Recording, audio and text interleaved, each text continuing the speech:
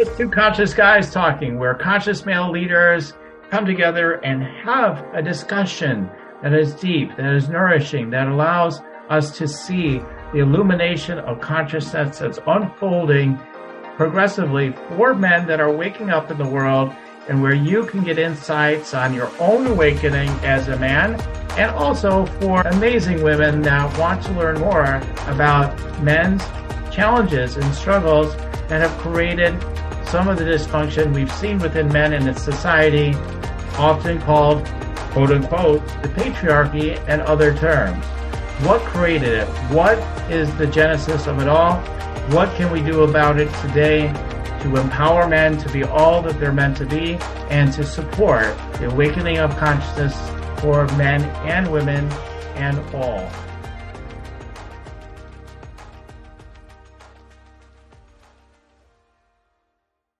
Mark, it's so great to be with you again. And as we were talking before, yeah, I've been following your work for years. Many years ago, I had you on my Spiritual Rockstar radio show on Blog Talk, and then that's become a podcast. You came on that. Now we're doing this, and I've been your student. I've been in your classes, and oh my God, yeah, it's just been so many things, a lot of connection points. So I'm grateful to be with you today.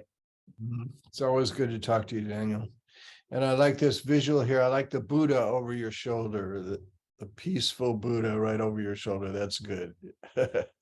Yeah. And then Jesus is over there with the lions over the world and everything. So I do we're talking about balance before we came on the show of feminine, masculine, whatever. But like, yeah, there's some of that. There actually is some of that balance back there when I think about it. So for sure. Oh, that's good stuff. So yeah, that's kind of what it's all about. Like a lot of the conscious guys, leader type of guys I've been bringing on, they're like, well, I'm definitely about balance. Like most of the people I bring on, that's exactly what they're saying the same things. Like as far as that goes, it's not about one end or another. But what I wanted to talk to you about today, and we talked about it before we hopped on, is there's this whole thing out there, and it's really hot for me right now. So I thought, well, let's dive right into this topic right away. There's this whole thing that's happened in the collective in the Western culture, especially, right? We hear it all the time, but toxic masculinity and everything. And there's definitely truth to it, right? The patriarchy, and it's got to all come down. And yeah, the change needs to happen, right? No doubt about it. And there's all these things that have been going on. And I feel like there's so many real reasons why it happens, though, all the distortions, but it's like, okay, there used to be a time when you need a strong physical presence to protect your children and your the mother, right? So it's like, okay, if that's the patriarchy, that's kind of how it's probably started, is how I look at it, right? I mean, I'll really get deep into the records to make sure, but then there's this sense of we've got overboard, right? Like, the more masculine, the better. The more we work as hard as possible. We crush it every single day. If you're not working 100 hours a day, or day even, or every week, like you're not even beginning to try. And it just goes to a ludicrous place. And so that is toxic. But then we've had this other movement happening now where it's like, oh, as easy as possible, which I talk about that all the time, as easy as possible. And that's good. But then there's a sense that it's too passive. There's too much passivity going on. There's truth to that too, probably, I'm sure. So there's truth there. And then there's guys out there, these guys are probably seen more as alpha male type of people, whether it's a Joe Rogan or whatever, like these type of characters out there. Oh, now everybody's too weak. The men are too weak, and that's our problem. And if that's making hard times for everybody, we're not strong enough. So, Mark, we started to talk about this a little bit before we came on. What's your take on this whole masculine thing, the stereotypes of men have got to sharpen up? We're supposed to be tougher and stronger, and the tougher, stronger we are, the better off we are. And I don't know, like, what's your take on all that? I think that tougher and stronger we are, the worse off we are in almost every situation. There are exceptions, yeah. I mean, if somebody attacks you in your house, yes, be tough and strong and defend your family. That's a very good use of masculine energy, Mhm. power. Yes, Mhm. protect those you love, and that's very good. But for 3,000 years at least, civilization has been dominated, I think, by the masculine, and the whole feminine side of life and of ourselves has been repressed, buried, denied, just as women in general have been denied. And I do think that the solution is very simple. It's to realize every one of us complex human beings does have a masculine side and a feminine side. Mhm. Even the macho John Waynes of the world. I just saw a movie clip with John Wayne. All right, there's the macho. And I've really gotten into football again lately, which I haven't really used. Okay, there's total masculine.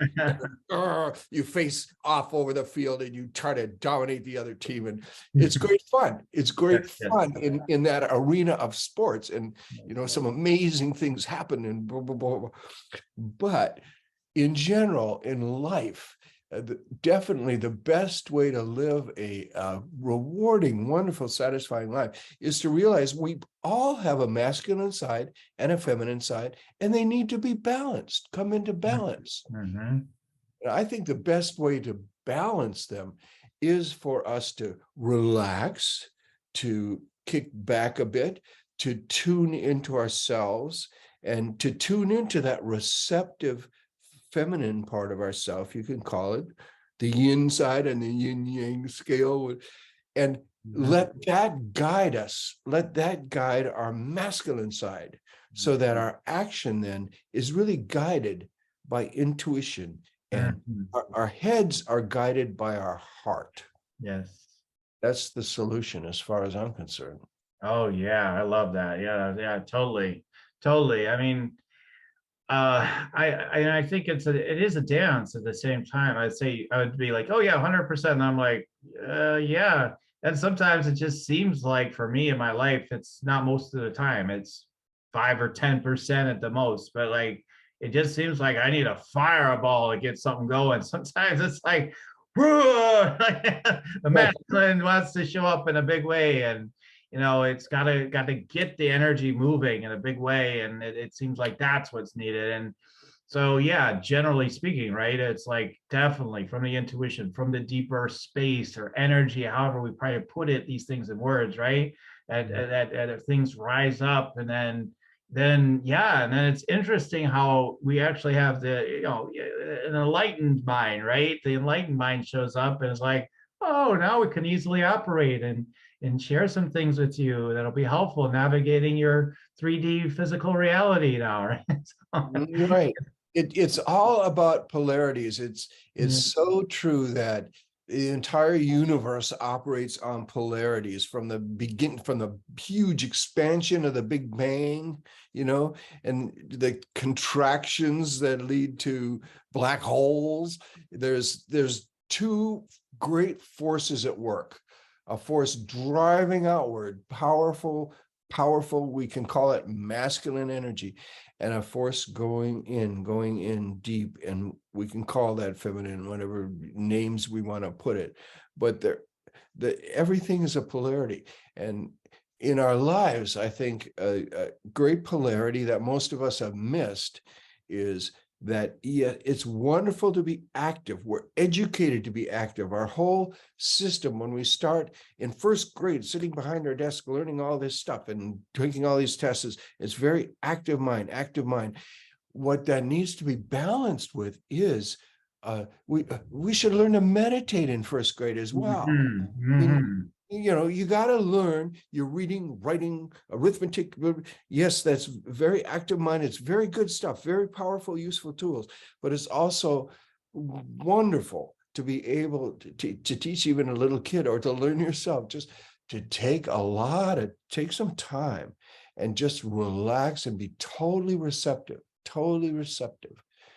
Balance that activity with receptivity. Balance your activity with some laziness is one thing I love. I love being lazy. One of my goals has always been, in my ideal scene, it's, oh, I want to be lazy. I want that to be part. Yeah, I want to be active sometimes, and I definitely am active. I've written lots of books. I do things like this. This is being very active right now. Okay, I'll balance it with some laziness. And I'm a very sloppy, undisciplined meditator, but I do occasionally meditate, usually flat on my back, and half the time I fall asleep. And that's wonderful. That's wonderful. But definitely all my best ideas and the things that have launched my career and made my life work have come from those moments of just passive, you could call it, receptivity, asking a question of the universe and just relaxing, letting it come, taking time during my day. I always take time to relax, take a nap.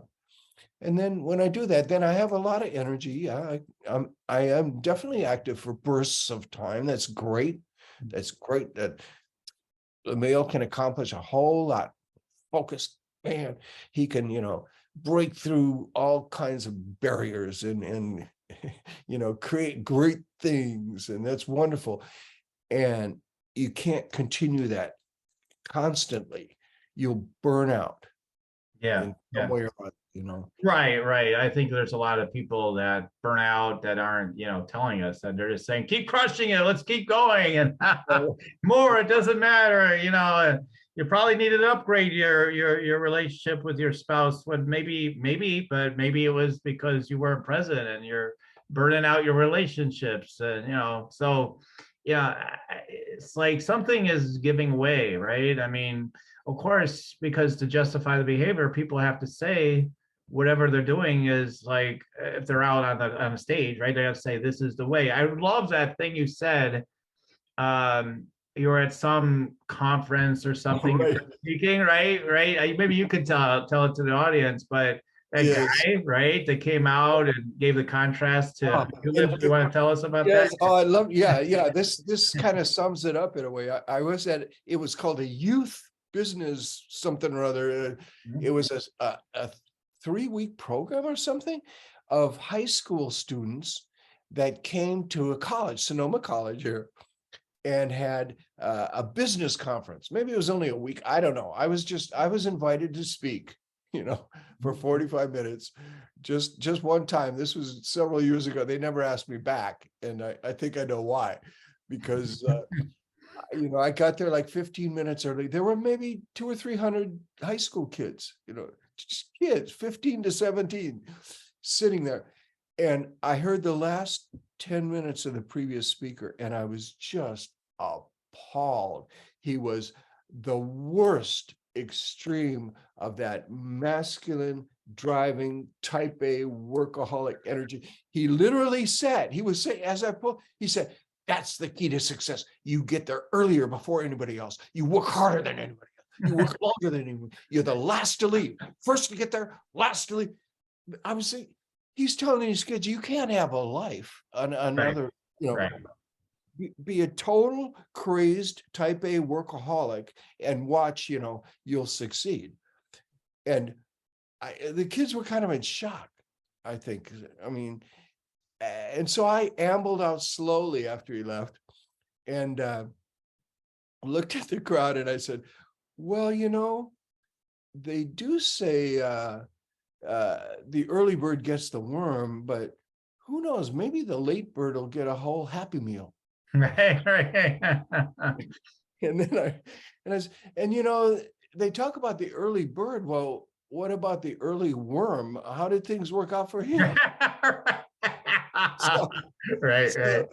So I had him, and I just said, look, there's alternatives. I am not a workaholic. I'm not a type A. You don't have to do that. In fact, if you're working that hard, you'll burn out. You got to learn to if you're working that hard, take breaks, learn to relax, take lots of vacations, take naps, whatever. Yeah. Just you'll burn out at that level. I said, there's a whole other way you can do it in an easy, relaxed manner, a healthy and positive way. And I told him my work week, my 20-hour work week or whatever. I don't do Mondays. I don't do mornings. I start Tuesday afternoon. afterwards, I was mobbed by a bunch of those kids saying, thank you for the alternative. Thank you, thank Right. you, you Right. know.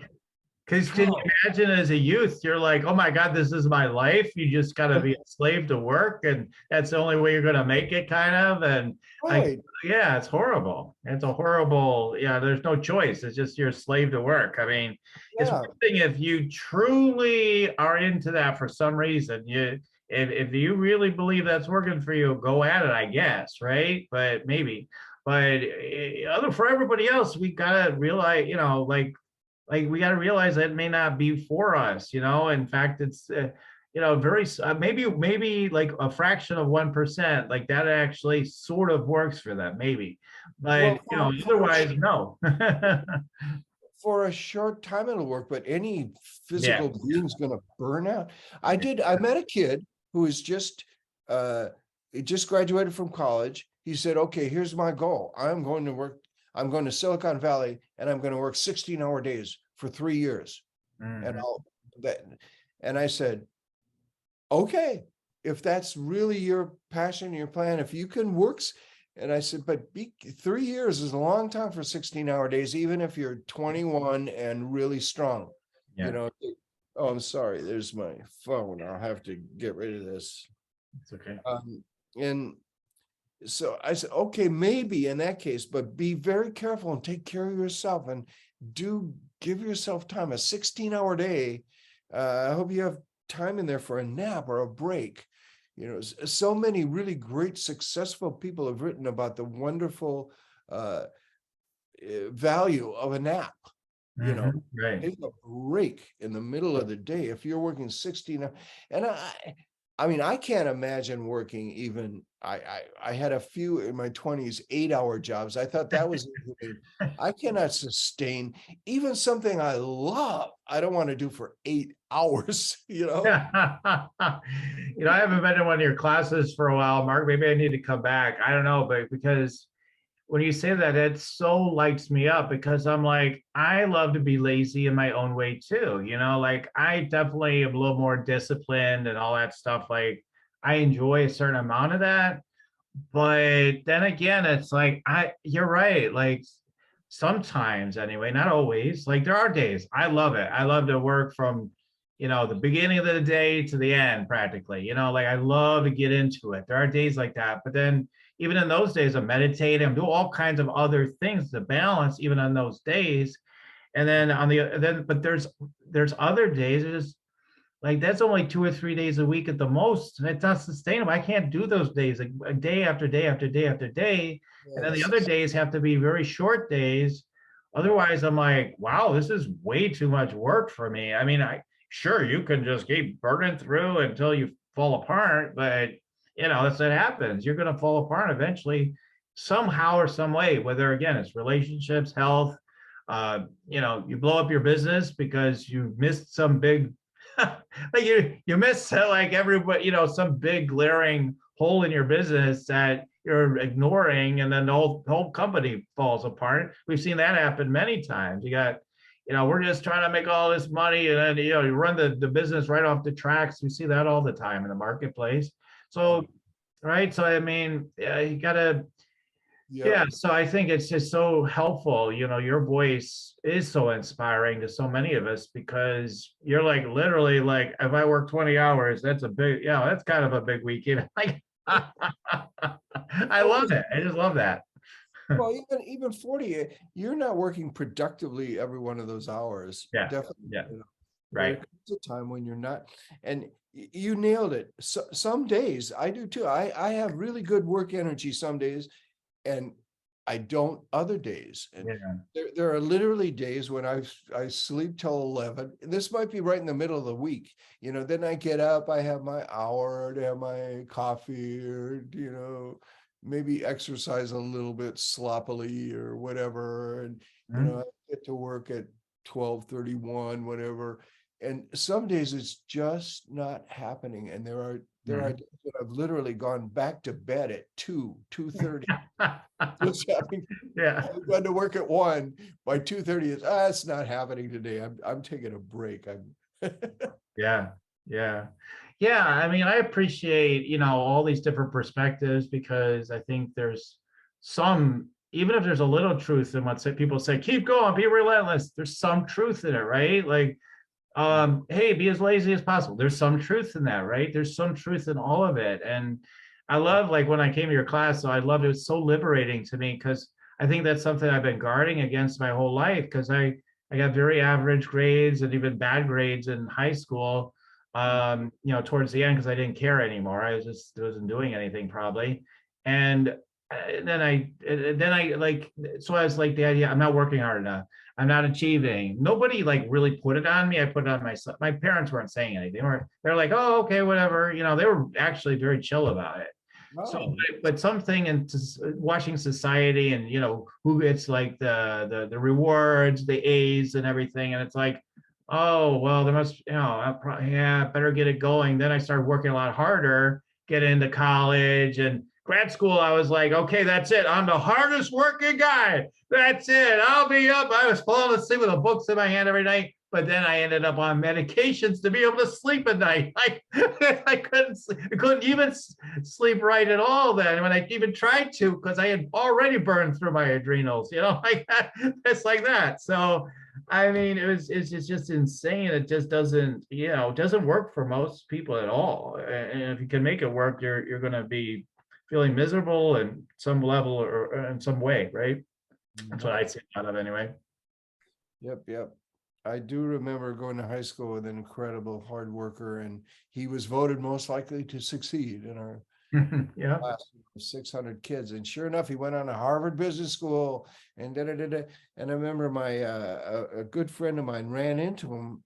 We were when he was about 40, and he just said, "Oh my God, this guy looked totally burned out. He looked unhealthy. He was worried about him. He was worried about him." And I could see, yeah, by the time you're 40, if you're on that fast track, Harvard Business School type, uh, you can run into real problems quite quickly. Mm-hmm. He had health problems. Mm-hmm. You're pushing all the time that if you don't relax, the universe will make you sick to force you to relax. Just your whole Right. body needs some downtime here. Right, right. Or accidents happen, right? I got in a car accident, I got in this accident, I got in the other accident. Like there's all kinds of accidents happening. Oh, it's just an accident, right? Not really. There's something else going on there, right? There's some reason why this is happening. It's you're getting feedback. Are you listening? And so I've seen it time and again for so many people in the world and clients and all the rest. And people that have come in and they're not paying attention, and next thing you know they're run over by another car or they've broke another bone or whatever. It's always something. And the people that say, like, I think about this Jordan Peterson out there. I'm sure you've heard of him before, and he's like this very head bound guy, and he's got some smart things to say, no doubt about it, I'm sure. But at the same time, he's all like, you got to toughen up. But this guy ends up in the hospital, he ends up like not being able to work for 6 to 12 months or whatever it was, a long time. He was totally out. He couldn't even sit down, he said, for a long time. Couldn't even sit down.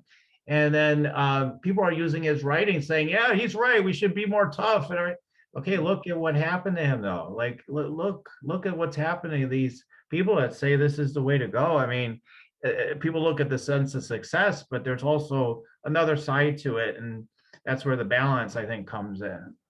That's for sure. Yeah, That's yeah. for sure.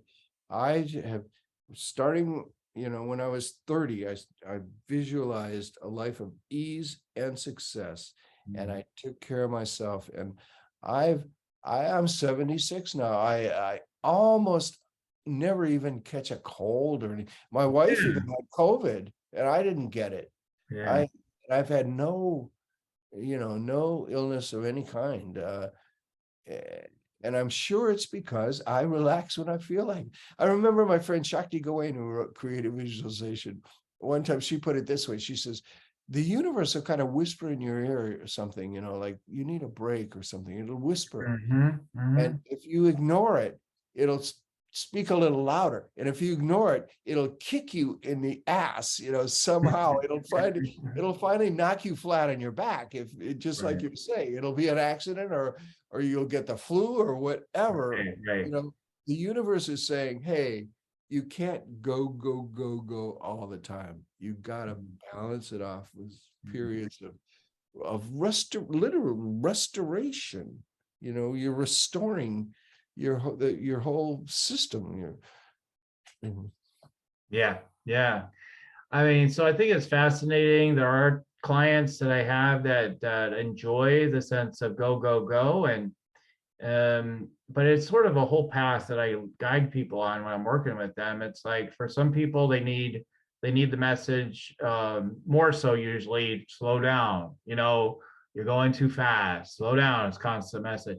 Some people, because I see myself as sort of an alchemist, it's like some people are like, oh, I really need to get going more though. And then I'm like, go, doggone it. Like, and I don't even mind if they overdo it a little bit, because I know eventually these people probably eventually get it. If I tell them, oh, there's this balance, and not everybody's ready for this idea of, how do I do this?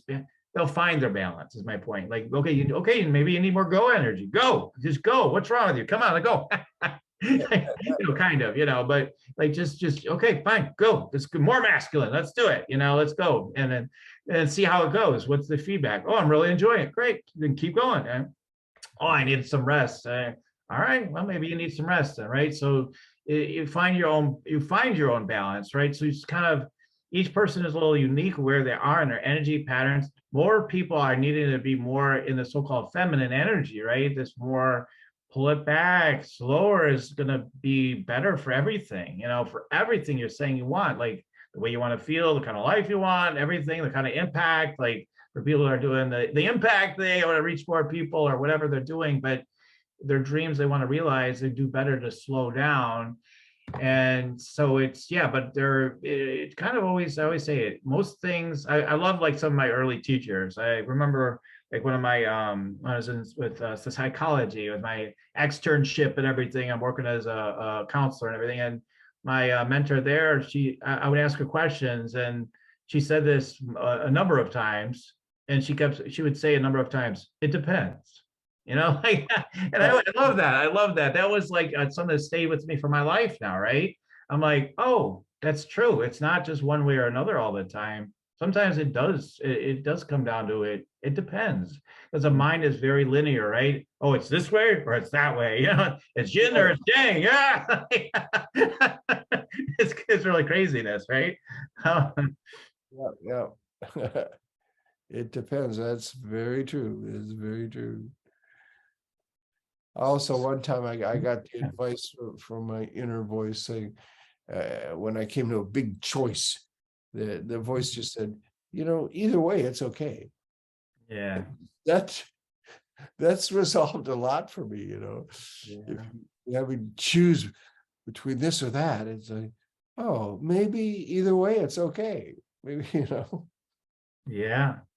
Yeah, a lot of the drive, because the work I've done with you, one of the things you were good at helping me to really identify was my inner critic. Like, oh, so you're wondering if you're doing enough of this or that, or, I don't know all the specific conversations on this, but I remember us talking about the inner critic, and it's like, oh, that's your inner critic. Okay, that's just your inner critic saying you're not working hard enough, you better do more. And it's not that it doesn't have any, again, truth, but there's something to it maybe. But sometimes I find those voices are trying to tell you, they want just the opposite. like, oh, actually, if it would work for us to peel back more, that would be even better. But if you want to keep working harder, then you come on, then work harder. Let's go. Like, come on.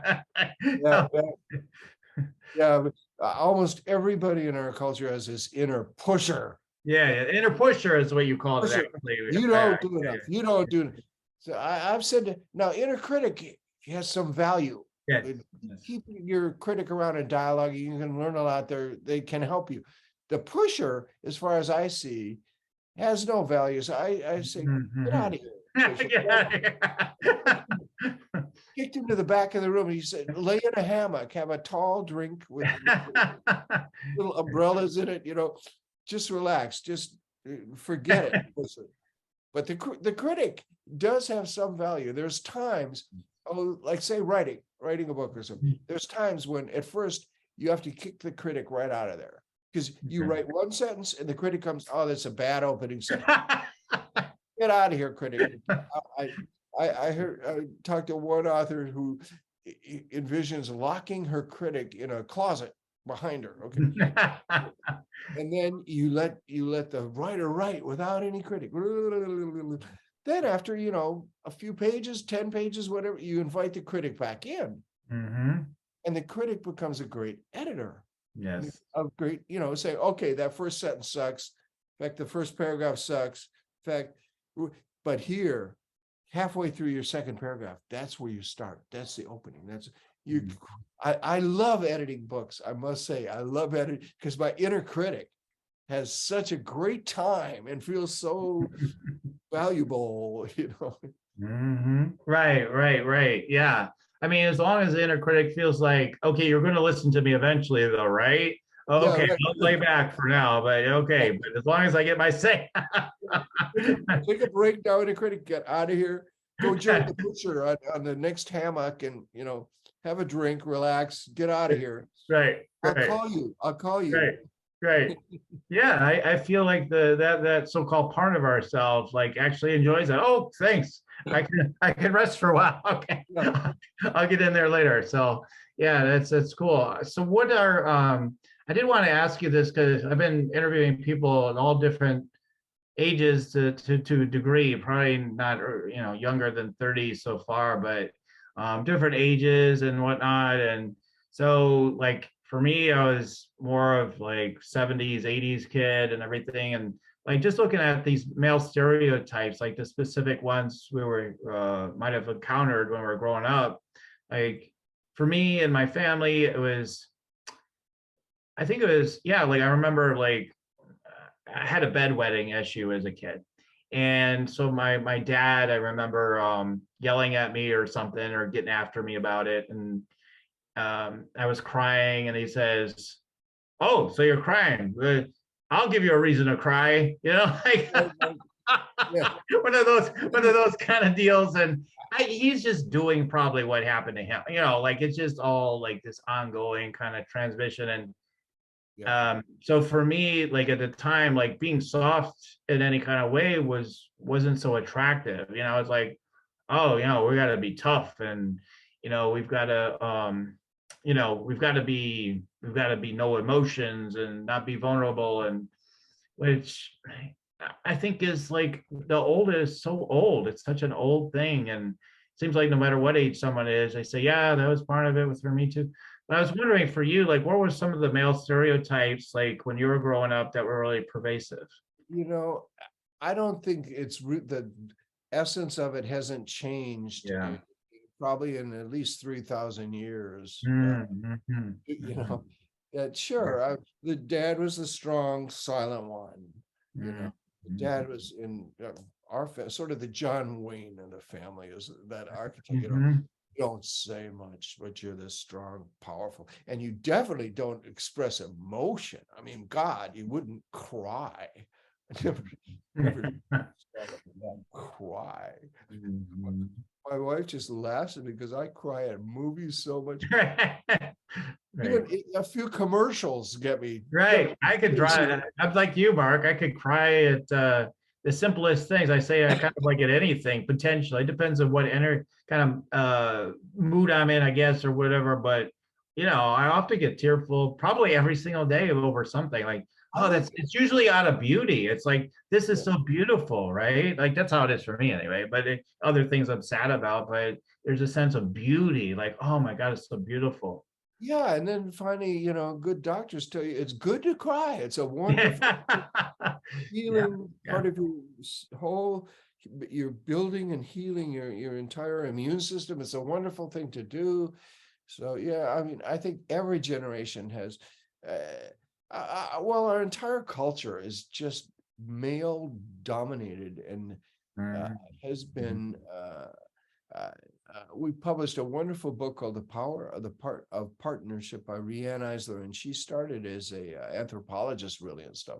And she's the one that really pointed out, the masculine dominator model. She just calls it the dominator model, has been definitely just entrenched in our society for at least 3,000 years.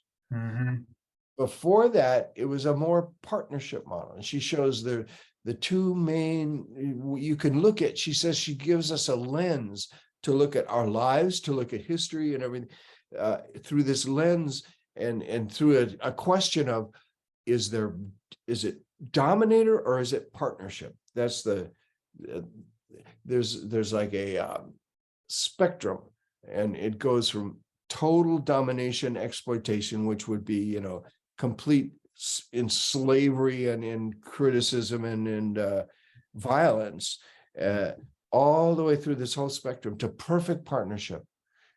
And dominator, the key words are like there's the need to control. You're trying to control, whether it's even within yourself or other people, trying to control other people.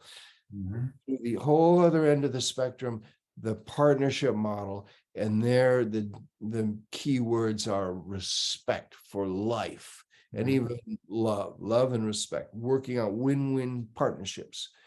And so, of course, our great challenge is to bring more and more and more and more partnership into our lives.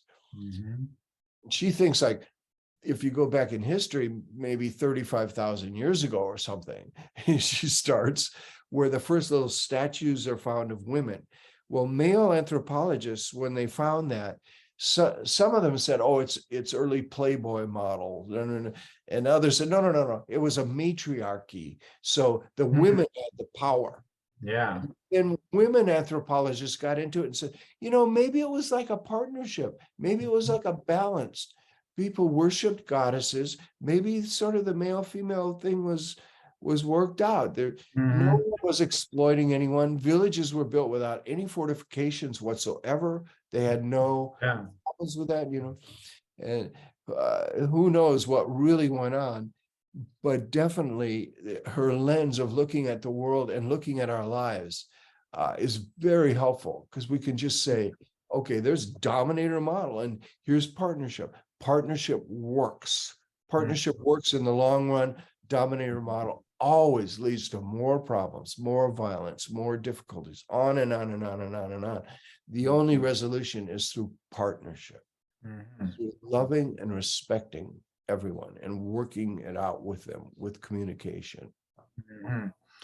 Yeah, I mean, I guess you could look at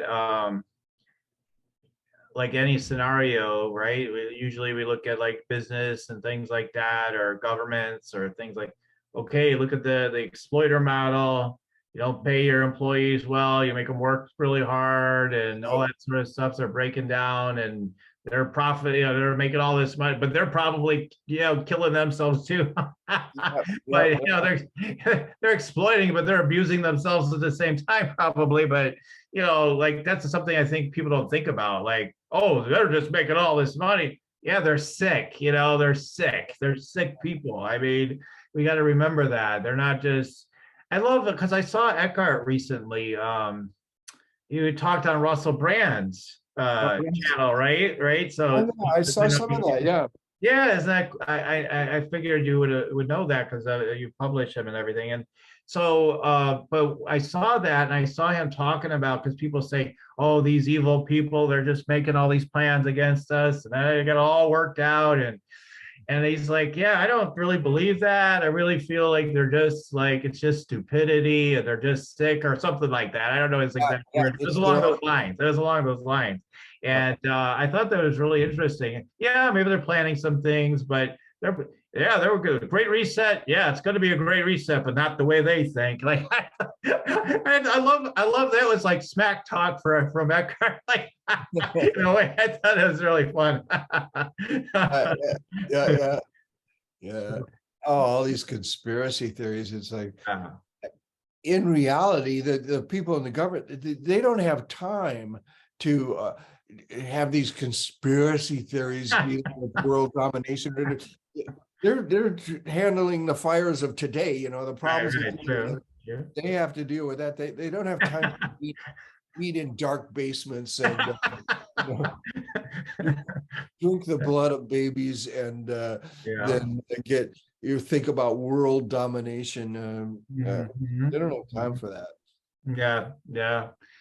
Yeah, I mean, there's definitely like the World Economic Forum and all that stuff. They are thinking about all these things. There's some reality to it, but yeah, it gets crazy. Some of the ideas that people come up with for sure. Yeah, 100%. So Mhm. yeah, we got to watch that because I put a post out there the other day. I'm like, so is it there are no conspiracies, some conspiracies, or all conspiracies? And I love like one of my friends that's more awake for sure. She's like, yes, that's all. Like, a very wise answer.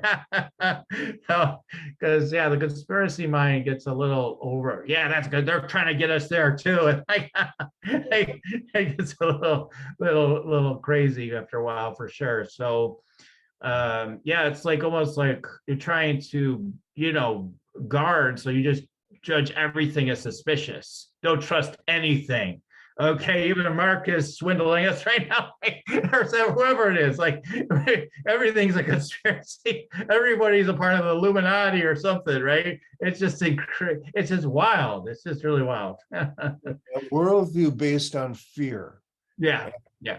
Uh, like I know Eckhart has read Course in Miracles, and which I've actually never read. Is way too much for me. But I know Mhm. the essence of Course in Miracles is saying there's really two basic ways to view the world. One Mhm. is through fear, and Mhm. the other is through love.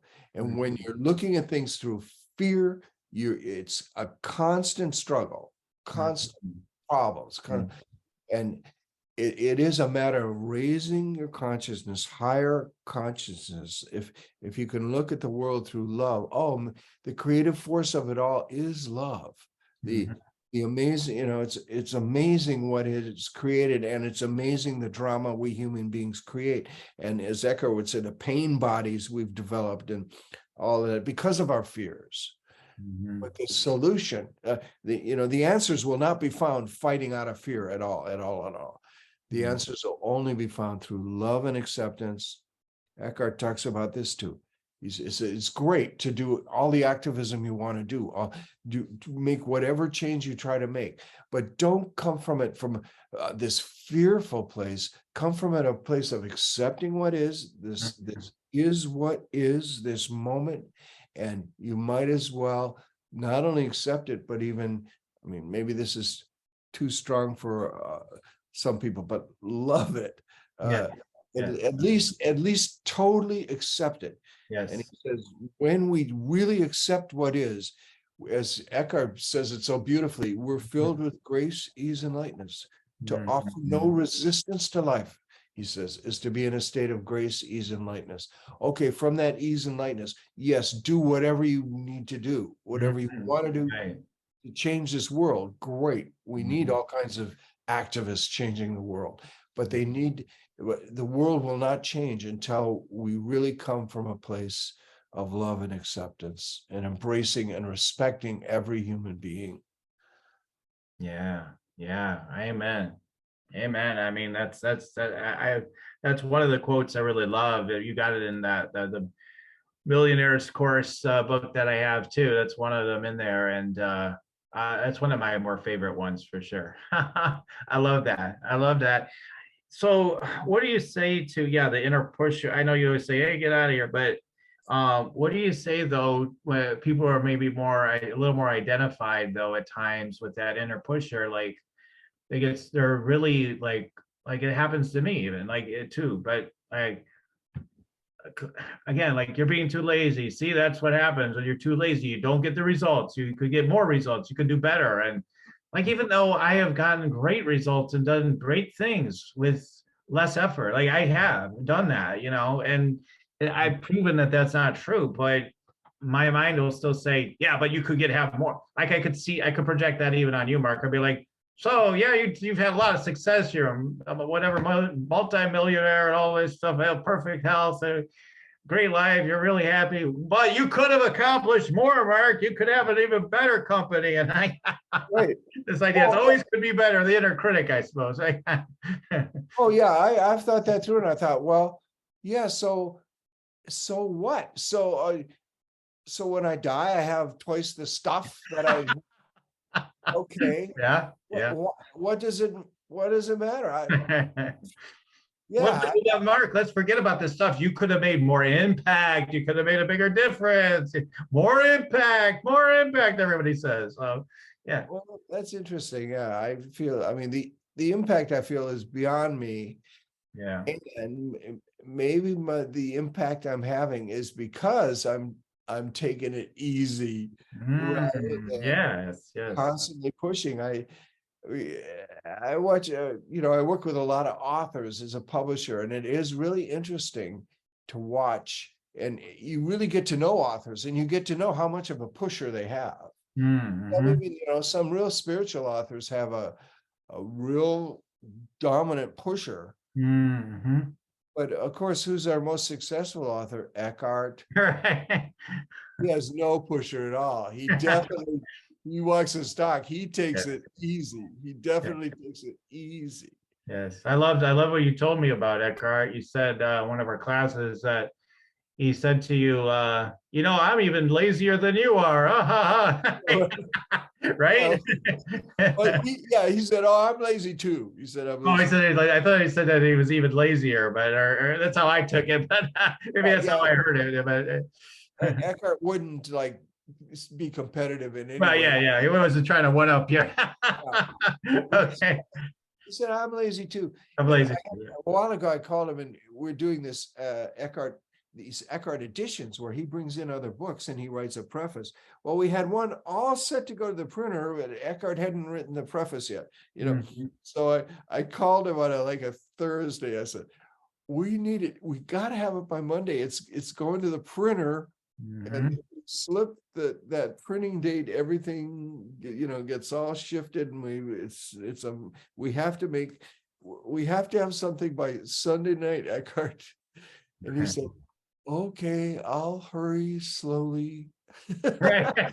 I remember this story. Yeah. Yeah, I'll hurry slowly. Okay. Oh yeah. And we had by Sunday night, he had done it. He had a beautiful preface, of course, beautiful. I found such efficiency and and this sounds basic maybe to some people and yourself, but others it'll be illuminating. It's like, and really when the mind is always freaked out, right? Like most of our minds anyway, maybe not you, but most of our minds get freaked out at times, constantly, at moments. It's like, oh my God, you got to get that done. Oh my God, you better get that done. Oh my God, you better get that done. And what I've learned is like, again and again, it's like I'm constantly remembering. It's like, oh yeah, but if I relax and I just do it in the moment that it seems like it needs to be done by being present, then it always works out really well. Like one of my clients I worry about, like I do the most work for, like I'm always like one of my, worry mind ideas is like, oh my God, she's gonna think like I'm too lazy. Like one of my fears, I'm like, you're too lazy. You're not keeping up with me, because she's kind of like that. She's like, yeah, you keeping up with me, and she's got a little bit of that, and I'm trying to peel her back. But like I get, oh my God, what is she thinking? What's she thinking? Like in the back of my mind somewhere, and but just I think it was today or what? Yeah, today it was. I got a message from her. She's like, I've been working with her for a long time. She's like, what I really love about you is you can keep up with me. You're keeping up with me. And I know I literally am not working nearly as many hours as or push as much as she does, but because I'm following this principle of, oh, the right moment will arise, and then I'll know what the moment is. There's some planning, but then there's at the same time it's sort of following a flow. Your mind might say, oh my God, you should have got that done like a week ago or whatever. But if you follow that flow, it just produces better results. Like there's times when I just know like I'm ready to do something, right? To contact people, for example, right? I'm sure you've had this experience where you're ready to contact people. I'm like, I could contact 100 people right now, and I don't care who they are. I have so much confidence, and I would feel like I can get maybe all of them to say yes. Like I could be that confident and enthused. And then there's other times for me is the way my energy is where I'll feel so contracted and so like I don't want to do it. I'll be like, why bother? No one's going to say yes. It's no good, you know? Right. So like I wait for the moments more so to rise to take those actions. And it would seem lazy to do that, but I feel it's much more effective, has been my experience. Is that what you find too? Oh, definitely. To me, Yeah. it's such a no-brainer. To me, it's Mm-hmm, mm-hmm, yeah, I often, I have a project I'm supposed to move on. I don't feel like it. I take a break, whatever. Then at a certain point, I'll feel like it. And that's mm-hmm, obviously the time to move on it. And in fact, I find like definitely for writing and maybe other things, when that thought process comes in, when those ideas come in, oh, okay, this is how I'll start it. This is a good, that I found that is the time for action. That is the time, bam. Uh, mm-hmm. like a bunch of my writing of visionary business, I know I would sit in a hot tub at night, almost every night, and suddenly I'd get ideas for the book. Mm-hmm. And so I'd run out naked, dripping wet into my bedroom and writing. The water gets all over the page, writing along it to just remember everything, and that was some of the best writing in the book for sure. That I was just, dripping wet, standing writing as fast as I can because it was coming. Yeah. So yeah, so definitely there's times for action, and it is when your whole body and mind and Mm-hmm. is behind it. Yes, action. But Mm-hmm. if there is that kind of, and I know the same way too. Oh, I'm supposed to call so and so. I don't feel like it. Yeah, I'm not, right. Mm-hmm. and I really do think that that's not the right time to call that person. Either they won't be available, or they'll be in a bad mood, having problems with something else, or whatever. Mm-hmm. Just, oh, okay, then I wait until, oh, all right, now I feel like calling this guy. All right, bam, call him. Everything works out great. Yeah, it's all kind of part of that magical path stuff you talk about, right? I I do think there is magic involved. Well, all of creation is magic. I think our lives are magic. It's all magic. And the more we learn to just follow our own energy, then that's a sort of simple meditation I do through the day. I just try to tune in. Do I feel like doing this, or do I feel like taking a break? Do I feel Mm-hmm. doing something else? Or Yeah. Yeah, that helped me a lot today. I do that too. Sometimes maybe I overwrite it, right? But for me, but more like today, I was like, oh, because I told you I was feeling tired earlier and not so much now after having some good tea and everything. But I took time. I'm like, okay, just kind of watching a little bit of video of this or that or whatever I was watching. And then I put on some music. I'm playing around with some music tracks and I'm like, okay, this is kind of fun. All right, now I'm ready to really get back to work. And then there's this like lift, there's this enthusiasm. Whereas before I was like, yeah, okay, man, just toughen up, just do it. It's totally different. It's totally different. Yeah. yeah, So, miss. so Mark, I really appreciate everything you had to share today.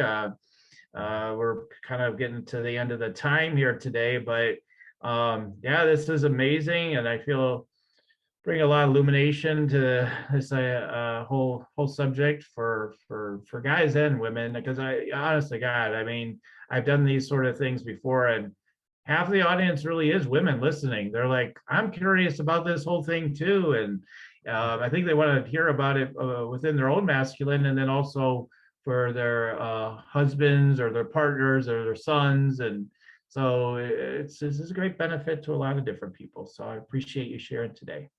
Oh, my pleasure. It's fun. It's always fun to talk to you, Daniel.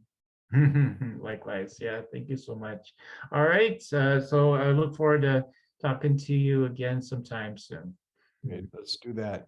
Be well, everybody. Thank you for listening in to Just Two Conscious Guys Talking, where our mission is to impact millions of men ultimately to deepen their awakening by examining their consciousness of what's been unfolding for them with male stereotypes and programming that has allowed them to have opportunities to evolve during these times. It's an exciting time to bring more love to men and women around the world, and we are grateful for you tuning in today. Feel free to share this episode and keep tuning in, and also look in the show notes for a link to get notifications of future episodes. Until the next time, everyone, goodbye for now.